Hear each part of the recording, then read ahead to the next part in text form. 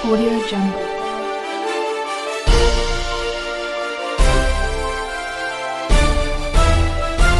Audio Jungle.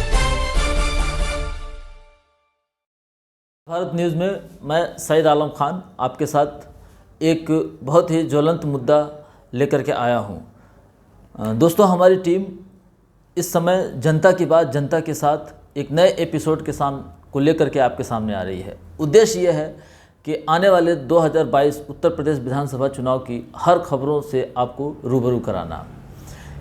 इसी लोकतांत्रिक इतिहास और लोकतांत्रिक विकल्प के तौर पे अगर हम देखा जाए तो बहुत पहले हमने संविधान बचाओ जैसी रैली को देखा था। उस समय लोकसभा चुनाव का दौर चल रहा था।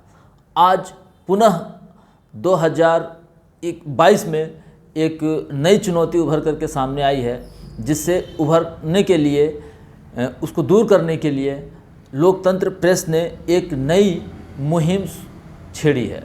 क्या है ये मुहिम और क्यों है ये मुहिम, इसके लिए हम आपको एक एक करके सिलसिलेवार ढंग से समझेंगे। देश और लोकतंत्र को बचाने के लिए लोकतंत्र प्रेस ने कहा है कि हम चुनाव लड़ने वाले उन इच्छुक युवाओं को फंडिंग करेंगे। क्वेश्चन ये है कि आखिर लोकतंत्र प्रेस ने यह शुरुआत क्यों की या इसके पीछे क्या उसका उद्देश्य है। तो देश और लोकतंत्र को बचाने के संदर्भ में दो कारण समझ में आ रहे हैं। एक तो उत्तर प्रदेश विधानसभा चुनाव 2022, देश के समक्ष इस समय क्या चुनौतियां हैं और लोकतंत्र को बचाने के लिए युवाओं का ही आह्वान क्यों किया गया है। मैं यहाँ पे मैज़नी का एक कोटेशन आपको बताना चाहूँगा।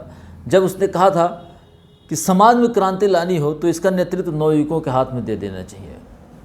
बिल्कुल, ये हर दौर का इतिहास रहा है। पुनर्जागरण काल से लेकर के आधुनिक काल से होते हुए आज हम उत्तर आधुनिक काल के दौर में पहुंच चुके हैं, जिसको हम बोलते हैं ग्लोबल वर्ल्ड। ग्लोबल विलेज का कॉन्सेप्ट आया है। क्या है, कैसे है, आइए एक एक करके समझते हैं। केंद्र में भाजपा की सरकार बनी तो उसने लोगों को एक सपने दिखाए, क्या अच्छे दिन आएंगे। लेकिन अच्छे दिन आने की आस में सबसे ज़्यादा बुरे दिन देखने पड़े हैं लोगों को, चाहे वह लॉकडाउन का अनाउंसमेंट हो या उसके बिफोर जीएसटी लाई गई हो, एनआरसी का मुद्दा हो, सीएए का मुद्दा हो। हर जगह लोगों ने बड़े पैमाने पे हरासमेंट झेला है। आज हमारे इंफ्रास्ट्रक्चर के कमज़ोर होने का ही नतीजा है कि सैकड़ों की संख्या में लाशें गंगा नदी में प्रवाहित हो रही हैं। आखिर कौन है इसके लिए जिम्मेदार। सैकड़ों क्या हजारों की संख्या में लोग ऑक्सीजन के अभाव में मर गए। आखिर इसके लिए कौन दोषी है।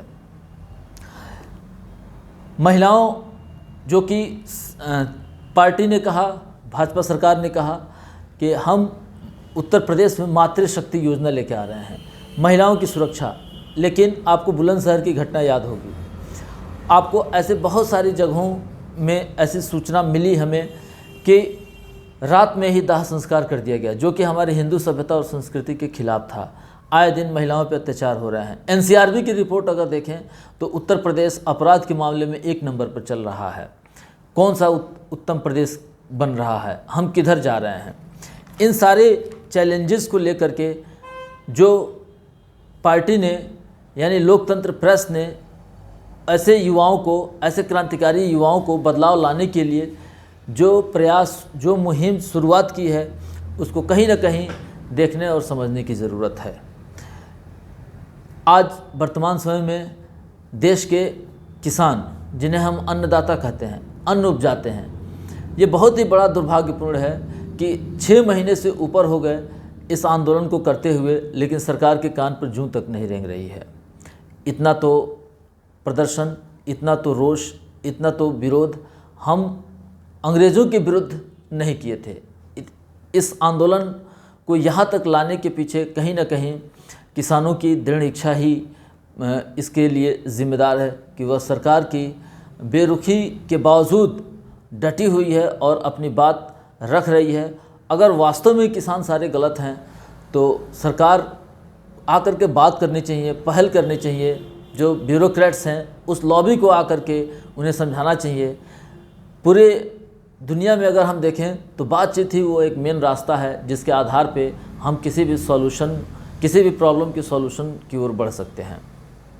एबी न्यूज़ की टीम आपको पल पल की खबर देगी और आने वाले विधानसभा चुनाव से जुड़ी जो भी बातें हैं वह आपके साथ हम लोग शेयर करेंगे। लोकतंत्र प्रेस ने जो यह मुहिम छेड़ी है उसके लिए टीम जो चाहे जैसा चाहे उसका सहयोग वो देगी। धन्यवाद।